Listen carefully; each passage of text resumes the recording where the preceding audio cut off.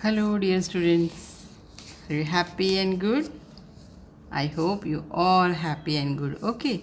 So now, dear students, today we have start a new chapter, measuring length. Measuring का मतलब होता है नापना और लेंथ का मतलब लंबाई। तो लंबाई को नापने के लिए हम कौन सी चीज़ों का उपयोग करते हैं, आज इस चैप्टर में हम पढ़ेंगे। So dear student, who all use it, कौन यूज़ करते हैं, किन को ज़रूरत पड़ती है नापने की।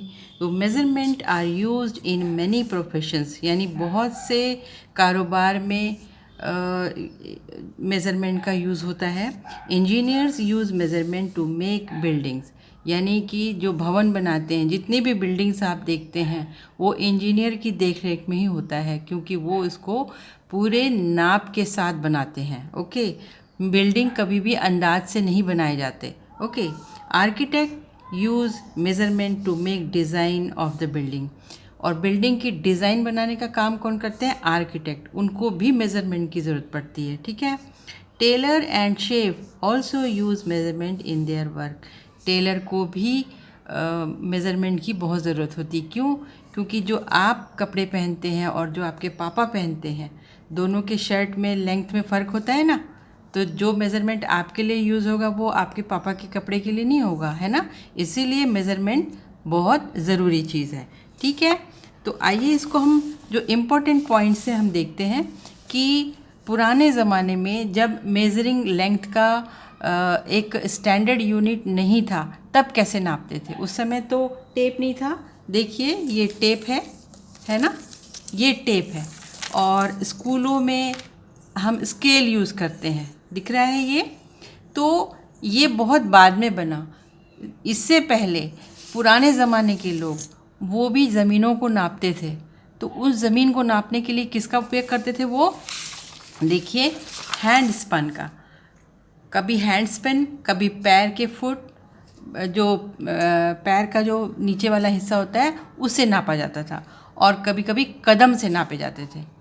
लेकिन उसमें समस्या क्या आती थी, ये प्रॉब्लम आता था कि जो आदमी बहुत लंबाई का है, जिसकी हाइट बहुत ज़्यादा है, तो उसके पैरों की नाप या उसके हाथ की नाप वो ज़्यादा बड़ी होती थी, और जिस आदमी की जो लंबाई है वो कम होती थी, जो शॉर्ट मैन होता था, उसके पैर के हाथ के जो ये लंबाई होती थी वो डिफरेंट होती थी। तो पूरी दुनिया में इसको मान्यता नहीं थी। लेकिन बाद में मेज़रमेंट यूनिट आया, और वो था इंच और सेंटीमीटर। देखिए ये जो मैं दिखा रही हूँ ये टेप है, इसे कहते हैं टेप, है ना। और इसको टेलर यूज़ करते हैं, ये आप हमेशा टेलर के पास देखेंगे। इसमें यह ध्यान से देखिए डियर स्टूडेंट, यहाँ पे ये जो दिख रहा है 1 2 3, ये सारे इंच हैं, इसको कहते हैं इंच। ठीक है। अब इस टेप में टोटल कितने इंच हैं, देखिए इस टेप में टोटल 60 इंच तक है। यहाँ तक अगर इसको नाप मेज़रमेंट करेंगे तो ये 60 इंच तक का है। ठीक है। और दूसरे साइड अगर देखेंगे डियर स्टूडेंट, ये छोटा छोटा दिख रहा है आपको, देखिए ध्यान से देखिए, यहाँ पे 1 है, 2 3 4, यहाँ पे इंच भी है। ठीक है। और सेंटीमीटर भी है। इंच आप देखेंगे ये 1 यहाँ लिखा है, लेकिन सेंटीमीटर का 1 यहाँ है। इसका मतलब ये है कि सेंटीमीटर छोटा होता है, और 1 centimetre 200 centimetre is equal to 1 metre, यानी कि 100 सेंटीमीटर 1 मीटर के बराबर होता है। ठीक है। और जो हम स्केल यूज़ करते हैं तो फिर उसमें कितने इंच होते हैं, ये देखिए यहाँ 1 लिखा हुआ है। तो 1 कहाँ से स्टार्ट होता है, इस 0 पॉइंट से स्टार्ट होता है। 0.21 से लेकर 1 इंच होता है। तो एक स्केल में कितना होता है इंच, 12 इंच होते हैं। ओके। और दूसरी साइड सेंटीमीटर भी दिया है, देखिए ध्यान से, जो छोटा छोटा लिखा हुआ है सेंटीमीटर है। तो अब सेंटीमीटर कितने हैं यहाँ पे, टोटल 30 सेंटीमीटर। ठीक है। ये देखिए, तो इस जो मेज़रमेंट को पूरी दुनिया में मान्यता मिली हुई है, और यही स्टैंडर्ड यूनिट ऑफ लेंथ कहलाता है। तो स्टैंडर्ड यूनिट ऑफ लेंथ कितना होता है, मीटर होता है। ठीक है। और smallest standard unit of length होता है सेंटीमीटर। ठीक है, तो देखिए यहाँ आपको कंपेयर करना भी दिखा रहा है कि कोई चीज़ दूसरे चीज़ से लंबी होती है या दूसरे चीज़ के कंपैरिजन में वो छोटी होती है। फॉर एग्ज़ाम्पल ये देखिए, ये एक सीजर्स है और एक पेंसिल है और एक ये छोटी पेंसिल है। ये दिख रहा है आपको कि यहाँ पे सीजर्स बड़ा है, ये उससे छोटा है, ये पेंसिल से छोटी है। अब दूसरा देखिए, यहाँ पे इस स्केल को, इस सीजर्स को देखिए, ये छोटे सीजर्स को देखिए और इसको देखिए, ये तीनों सीजर्स ही है, लेकिन आप देख रहे हैं कि इस सीजर से ये बड़ा है, तो इसको यहाँ पे रखिए। देखिए अब इसको मेज़र करके देखिए, this is longest scissors and this is smallest scissor, तो इसके कंपैरिजन में ये सबसे छोटा है। इस तरह से इसको नापा जाता है। तो अब पुराने ज़माने में कैसे नापते थे, मैंने बताया कि इसको जो हथेली है ये, इसको कहते हैं स्पन। यहाँ पे देखिए डियर स्टूडेंट्स, आपको ये 4 फूलों के प्लांट दिखाए हुए हैं, है ना। यहाँ पे दिख रहा है कि कौन किससे बड़ा है, कौन सबसे बड़ा है, सबसे लॉन्गेस्ट कौन है, ये वाला है ना, और सबसे शॉर्टेस्ट कौन है, सबसे छोटा कौन है, ये वाला है। ठीक है, तो इस तरह से हम कंपैरिजन करना भी सीखते हैं लेंथ को नापते हुए, है ना। अब देखिए पुराने टाइम में जैसे नापा करते थे कि हम सारी चीज़ों को अपने हाथ से या पैरों से नापा करते थे, लेकिन ये भी स्टैंडर्ड नहीं हुआ करता था। क्यों? क्योंकि जो बड़ा आदमी है उसका हाथ का नाप और आप जो बच्चे हो उसके हाथ के नाप में डिफरेंस होता है ना। देखिए ये आपकी मैथ्स की वर्कबुक है, अगर मैं इसको अपने हैंड स्पन से करूं तो ये पूरा 1 हैंड स्पन और ये हाफ आ रहा है, लेकिन अगर आप करेंगे तो हो सकता है आपके 2 हैंड स्पन के बराबर हो ये, है ना। तो इसको स्टैंडर्ड यूनिट नहीं कहा जाता है। ठीक है, स्टैंडर्ड यूनिट के लिए हमें ऐसे मेज़रमेंट स्केल की ज़रूरत पड़ती है जो पूरी दुनिया में मान्य हो।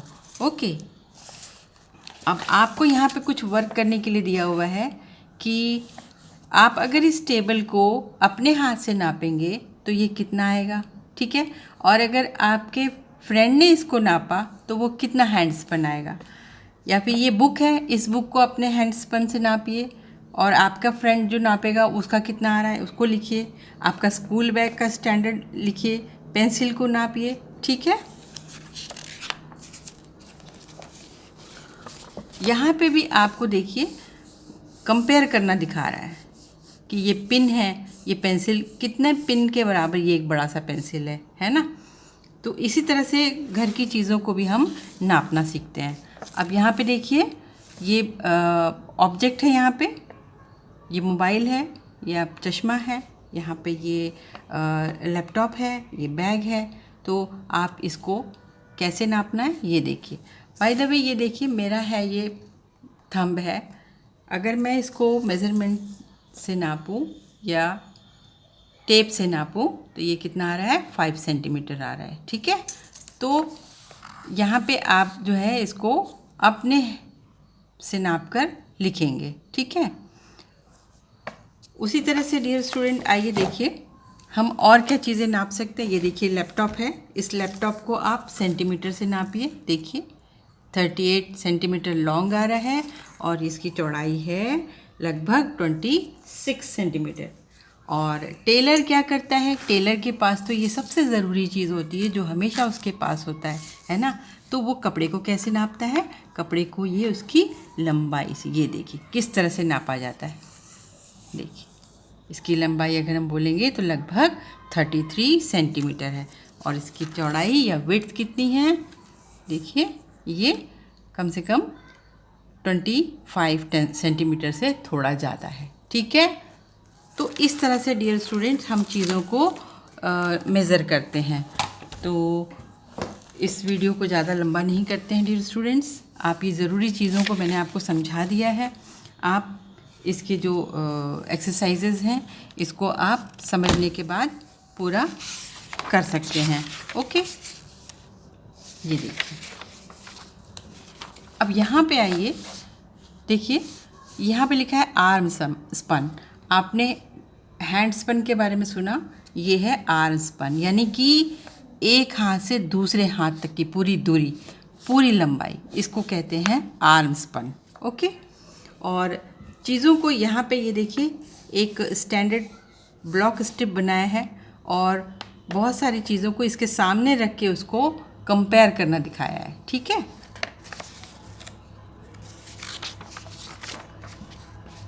और ये आपका कुछ वर्क है डियर स्टूडेंट, आप इसको करिए। ठीक है ना, ये देखिए। सो डियर स्टूडेंट्स, मुझे उम्मीद है कि आपको ये चैप्टर समझ में आ गया होगा बहुत अच्छे से, और अब आप इसके जो एक्सरसाइजेस हैं उसको कर पाएंगे। तो आज का वीडियो यहीं तक डियर स्टूडेंट्स, मिलते हैं नेक्स्ट वीडियो में, तब तक के लिए बाय बाय।